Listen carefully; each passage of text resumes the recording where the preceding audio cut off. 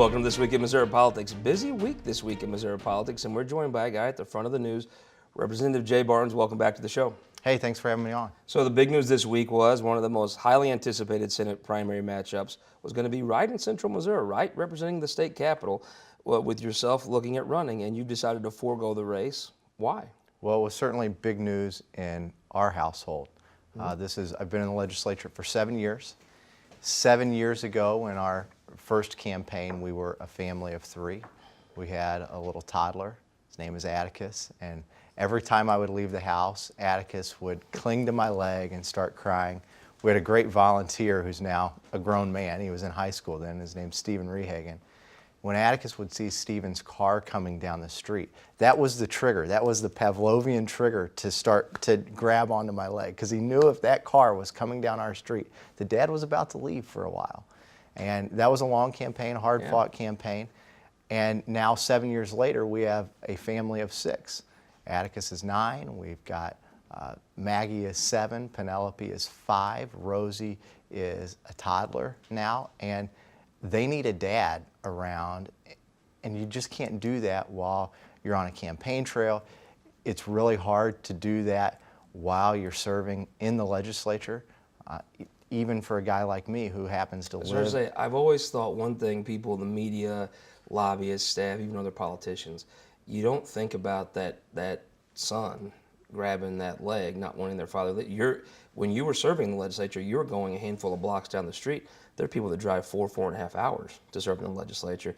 I think there's a dehumanizing sense. The media owns part of this that has made some things in the legislature, you forget about the family sacrifice you have to do that. It's hard to do, and we've got the 3 kids old enough to know. Hate's probably too strong a word, but they really don't like session very much from January to May. They're excited every time session is over, because it means not just that, hey, Dad's going to be home at more normal hours now, but my mind's not going to be preoccupied with line 24 on House Bill 554 and what that means and how it might change to be better. A lot of people would say that on this show, and most of our viewers would be like, you don't read line. You do. You actually read the stuff. And one question, I've seen a couple of people recently, serious legislators, that go there to impact law, that actually read the bills. You're one of them. You're not running. We're in a culture where, frankly, the president has a loose relationship with the truth. The media just can't contain their hatred for him. We have a legislature where people are automatically viewed to be villainous, awful people because they are conservatives. There's a culture of egos that is the urban cowboy talk and the things that have been interjected. Are you not running in part because what the culture of our politics has become? Well, I would say it's not helpful. You think about an ordinary job. It's serious people. When people decide whether they want to take an ordinary job, they look at the pay, and the pay here isn't terrible, but it's not that great either.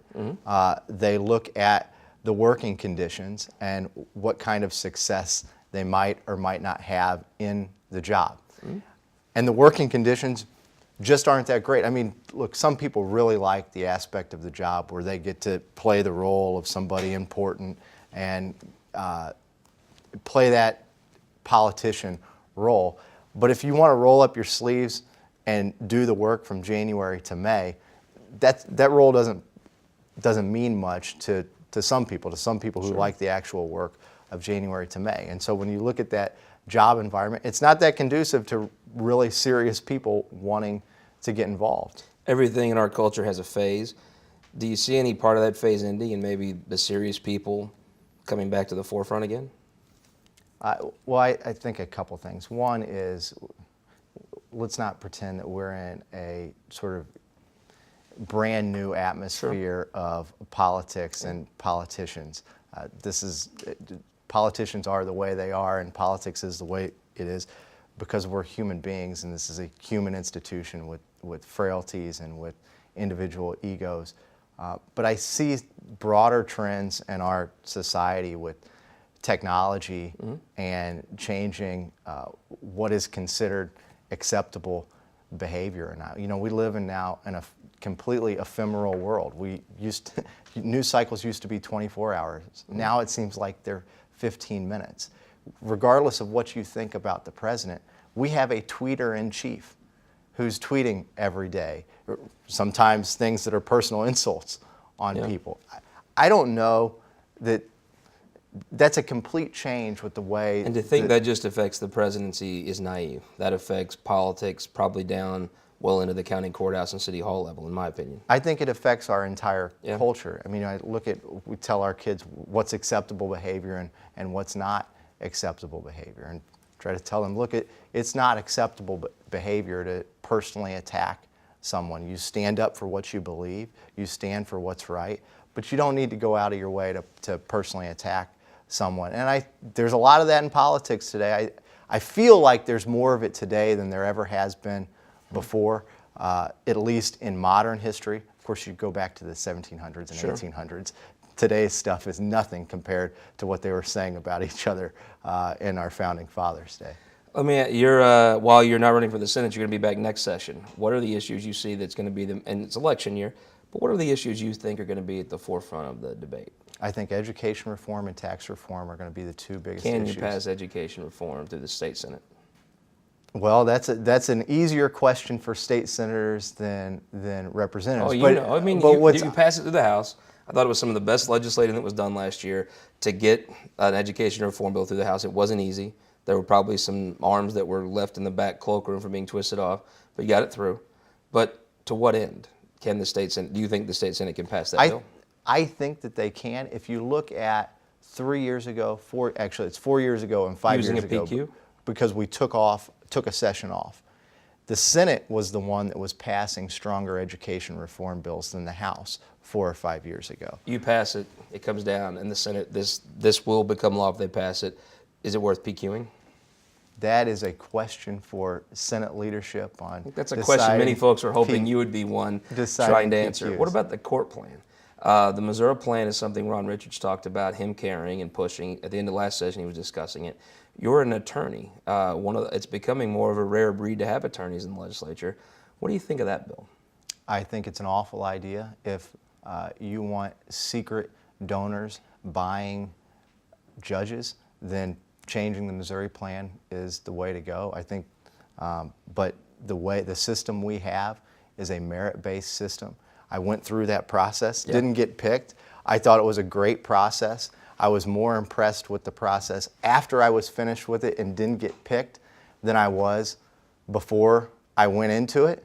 And I'm more of a supporter today than I was before I even put my name on that application. Well, the few seconds we have left here, there's somebody out there today that's buying yard signs, that's asking for contributions, starting the journey that you're going to end this session. They're running for the House now. Give me a piece of advice you'd give to that candidate who's starting the journey you've been down. Remember who you are today, and don't lose your sense of self. Politics attracts abnormal people, and it has a remarkable way of turning normal people into abnormal people. Stay normal. Stay with your husband or your wife. Understand who they are. Understand how important your kids are. Understand how important your friends are before you ever win office. Because once you win, you're going to get a whole lot funnier and you're going to get a whole lot of people who want to be your friends. But those who are there day one are the people who are going to be there with you all the way. Representative, thank you so much for joining us. We hope you'll come back this session and talk about what I think may be a surprisingly eventful session on This Week in Missouri Politics. Sounds like fun. We'll be right back. Representative Bruce Franks joins the show after this.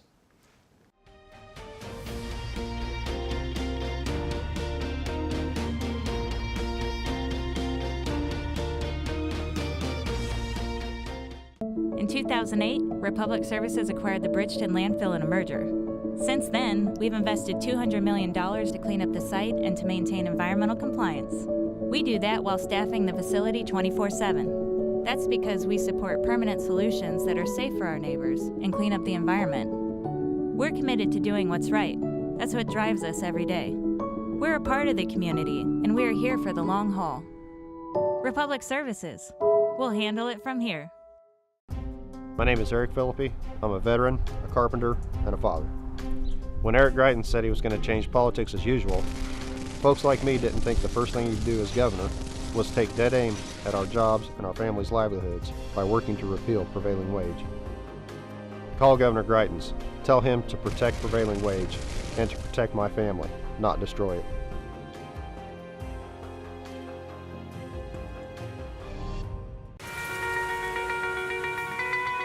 Nobody likes power outages, including us. That's why Ameren, Missouri is investing in new equipment and smarter technology to reduce outages and keep pace with future needs. And it's working. We're in the top 25% in the nation for reliability. And on average, our rates are 18% lower than other Midwestern states. Making sure the power is there when you need it. That's energy at work. Ameren, Missouri. Welcome back to This Week in Missouri Politics. We're joined by our opinion maker panel now. Jack Cardetti, veteran Democratic strategist, the pride of St. James. Welcome back to the show. Thanks for having me on. Dave Spence, former candidate for governor, business leader here in St. Louis. Welcome back, sir. Thank you, sir. Bruce Franks, friend of the show, back again. Welcome back, sir. I'm glad to be here. Jeff Mazur, the best account on Twitter, friend of the show. Welcome back. Let's start with a ruling that came out of the 8th Circuit. They had previously put a stay in that blocked some of the new abortion clinics that would be opening in Columbia, Joplin, Kansas City. They've removed that order, and it looks like now they're going ahead. It looks to me like there's a lot of things you can do at the state level, but federally, the court is moving toward fewer restrictions on abortion clinics. Sure, and if you're against restrictions on people's liberty, then you probably think this is a really good thing, I think. And so, yeah, you're going to have healthcare providers here in this state that are now able to provide services closer to home for millions of women, frankly, in Missouri. I think that's a good thing. I think the court recognizes that with this ruling, that these are legally protected constitutional rights to have access to these services, and restrictions, some of which the legislature has passed in previous years, put undue burdens on people exercising that right. And I think the courts have recognized that. The 8th Circuit certainly recognized that. We've seen another ruling in Texas about a law there that was ruled unconstitutional that put similar restrictions on women's health care clinics there. So I think, I don't know what the state will do, but I think this is moving in the right direction in terms of providing access to care and removing restrictions from people's rights. Dave Smith, the person he left out in that debate was the baby. That is true. The baby does not have a voice. I don't think this battle is over. It's Missouri is a very pro-life state, and I don't think this battle is over.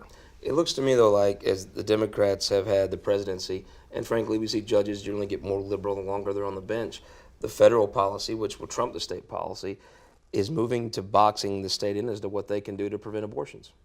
Well, I think it's going to be a chess match coming up here in the next year to 2 years. And so the ruling is what, for Joplin, Columbia, and Springfield, I think, for abortion clinics to apply. And it'll be interesting to see how that weaves through Jeff City.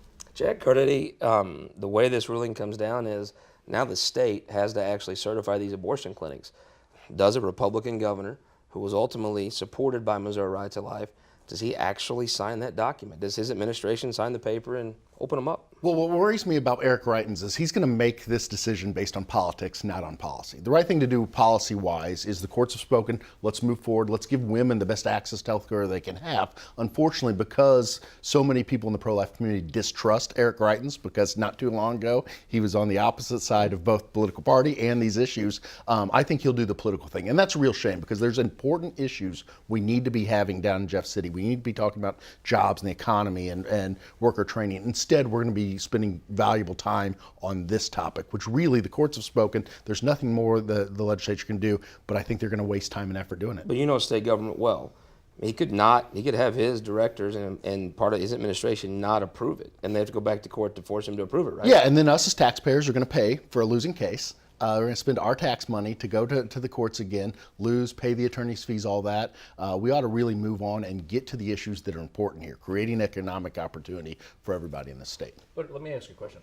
Aren't the taxpayers already paying for Planned Parenthood right now? No, Planned Parenthood provides the same services as a lot of health care, and whether it's Medicaid, Medicare, there's a lot of different services. But what we're doing here is saying that we're going to, instead of implementing this, what the courts have already spoken, we're going to spend our tax dollars, we're going to spend dollars on lawyers going to fight this. We're going to lose, like we did this time around, and as a result, we're not going to be paying attention to jobs and the economy. I'm not sure Missourians wouldn't support them going to court and losing, though. I mean, they every time there's an election, more pro-life legislators are sent to the Capitol. Yeah, but Missourians want to be smart about our tax dollars, right? Where they want us to prioritize things that can get people back to work, and instead we're left fighting these culture wars. I don't think that does anybody good at the end of the day. Representative Franks, you're somebody I've watched in Jeff City go listen to folks. there's things I've learned from conversation with you. Do you, coming from the city, can you understand the person in Joplin who's rabidly pro-life and thinks it isn't a waste of time to pass these laws? So one thing I always say is we can respectfully disagree, as long as it's coming from a place of passion and conviction, because folks feel the same way about their causes and their fights as we feel about our fights. And to piggyback, when it becomes political, that's when we have these issues. When we can have a special session strictly around abortion, that's where the issues come in. But if it's out of passion and conviction, everybody has a right to feel how they feel. We could just respectfully disagree and move forward. So, in your view, in the House chamber, I mean, it looks like the federal court is moving towards less restrictions. That means Missouri's laws fall by the wayside. Do you think they're still going to pass laws, and do you think that's out of passion and conviction, or does some politics start to chime in there? I think a good portion of the folks in the House, I think they do speak from that place where they honestly believe the things that they're up there fighting for. When we get up to the governor's office, I know for a fact that he doesn't. He goes with whatever way the wind blows. So it's hard to decipher that, but I think they'll continue to push their agenda. But one thing they have to understand is when we're talking about these abortion centers, some of these places like the Planned Parenthood on Forest Park, in economically distressed neighborhoods, this was some of the only health care access that folks had when they provide 95% of services that has to do with birth control and testing and everything else, and not just abortion. Give me a quick prediction. Does a member of the Greitens administration sign the permit without being forced by a federal court to open these clinics? Yeah, I think they can. I think they will at the end of the day. What do they do? Well, I don't know. That's a tough one. I think there's going to be a bitter fight here. I think the governor has to be forced by the federal court to sign the thing. What do you think? I think whatever his donors and base says, that's what he's going to do. I think we're saying the same thing. What do you think? Yeah, they'll probably fight it. Yeah. So let's talk about something that's kind of captured the attention of everyone in St. Louis and a large part of the state. You've been the most visible leader of the protest, protesting the verdict about the police shooting. You've been out on the streets. You've even been arrested this week. Coming forward, can you explain to our viewers outstate, explain to somebody in Texas County in as quick a terms as you can why you're still in the streets protesting? Because there's a root cause to everything. The root cause to the violence in our neighborhood is lack of jobs, education, and resources. The root cause to unaccountability when it comes to the police department and, quite frankly, minorities and marginalized people being killed is culture. And so we have to do these things that we've done over history, and that's protest, and that's civil disobedience. Folks might not like the reason why, and they might get caught up in a lot of the rhetoric and media behind the actual case and behind the individual, Anthony Lamar Smith, when folks should really dig deep into facts rather than just hearing what they're saying. But the reason why we're out there is because at the end of the day, we can put forth legislation, we can put forth a list of demands, but that doesn't get folks to understand that the police and the system will stop killing us. We can put it together all of these great reports and everything else, but if nobody's following these reports, if we're not getting buy-in from our folks in the community, our business, our corporations in the community that actually care about Black lives and marginalized lives, then we have to take to the streets and do exactly what we've been doing. Dave Spence, I was very glad you were on the show this week. You're somebody, a conservative, a business leader, doesn't just talk about things. After Ferguson, you implemented a plan to address some of those root causes. What is something you learned with your effort to try to employ people and address those? Well, the three biggest obstacles, I think Bruce touched on some of them, but first of all, I've not walked in your shoes, and I respect you, okay?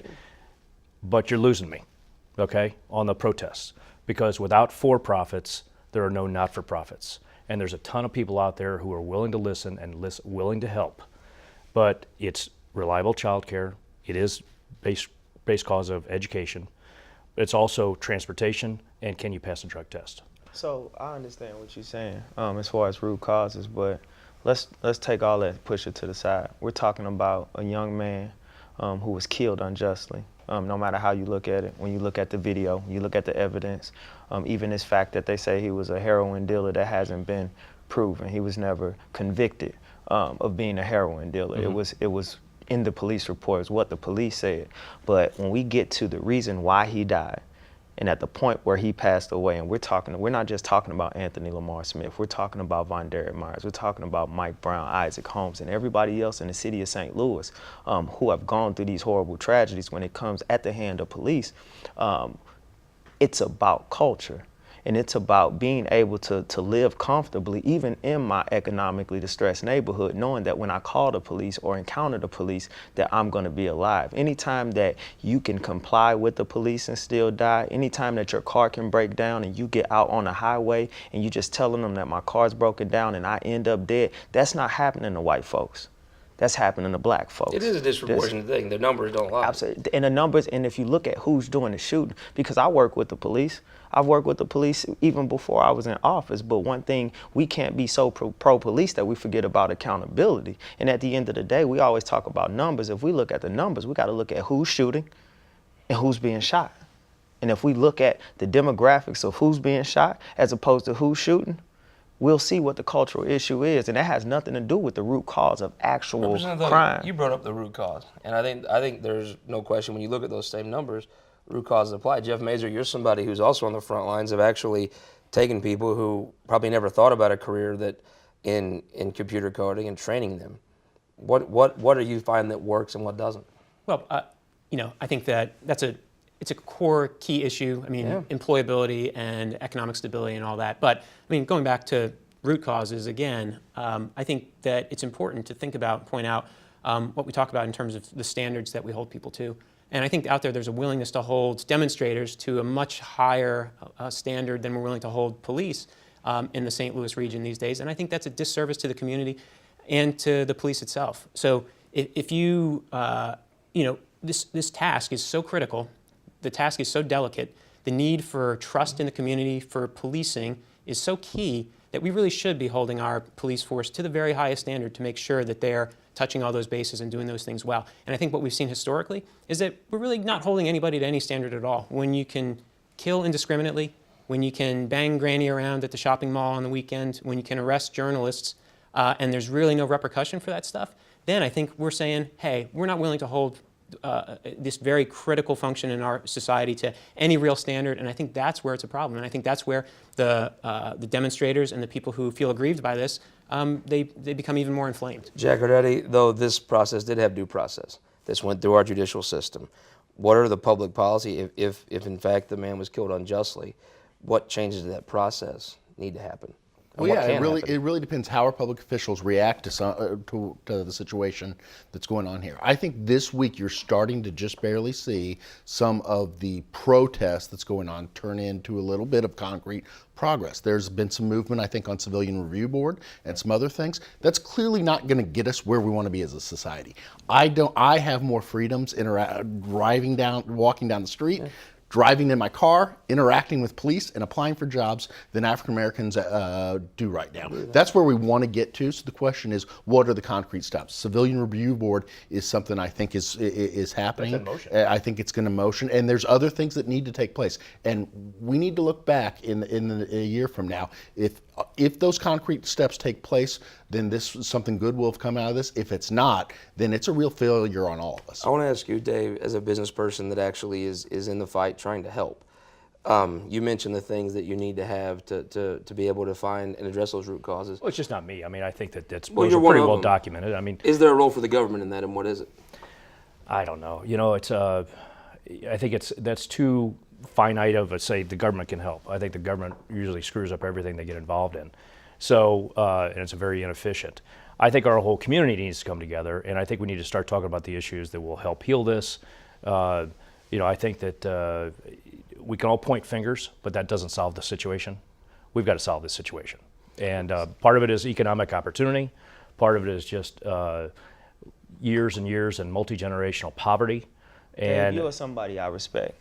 But at the end of the day, we're talking about police-involved shootings, period. We're talking about a culture on the police where a black man cannot be just a black man, period. That's it. We're not talking about the root cause of what's going on in the neighborhoods. We're not talking about black on black, white on white, Hispanic on Hispanic crime.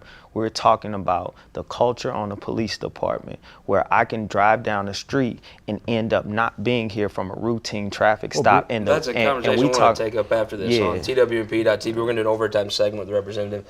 Jack Cardetti, I want to talk real quickly about the Senate race. Claire McCaskill, is it Josh Hawley, we assume, we think, pretty sure, right?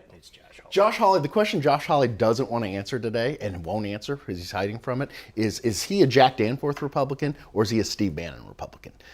Josh Hawley, I think, doesn't really have any principles. Clearly, the guy ran for Attorney General saying he wouldn't use that job as a stepping ladder. He's already done that. So the question is, what type of Republican is he? That's the question he won't answer.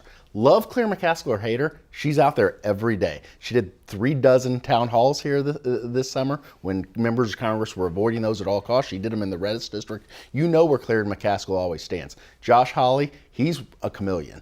And you can't bring him on the show next week and ask him what kind of Republican he is because he won't answer that question. Jeff Mazur, sum this up in 10 seconds, this race, where it is right now. Hey, Ed Martin, he knows what it is to be a Trumpist. This is not about conservatism. Josh Hawley is out there this week in these newspaper stories trying to demonstrate to Washington conservatives that he's a real conservative. That's not what's at issue here.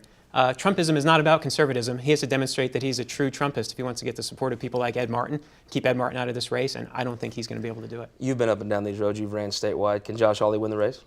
I think he can. It really depends on what else is on the ballot. You're trying to get medical marijuana, possibly override the right to work, maybe on that ballot. If the Democrats come out in force, Claire will win again. If rural Missouri speaks, Josh Hawley wins. With a minute left, Representative, who won the week? The frontline protesters and the folks who, when our governor, his main objective was to make sure nobody got on the highways. On the highway. Got on the highway. Who won the week? Mike Matheny, he's going to get another year. Oh, Jesus.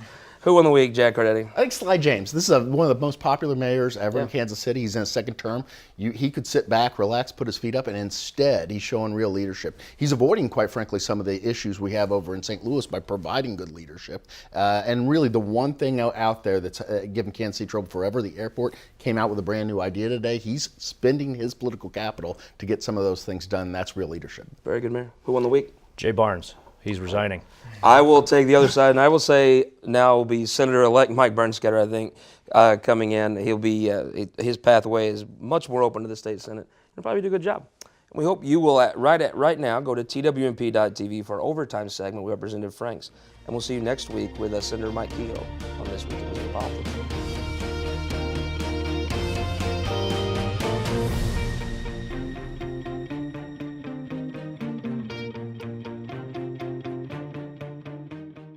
This Week in Missouri Politics, brought to you by Spire and Sterling Bank.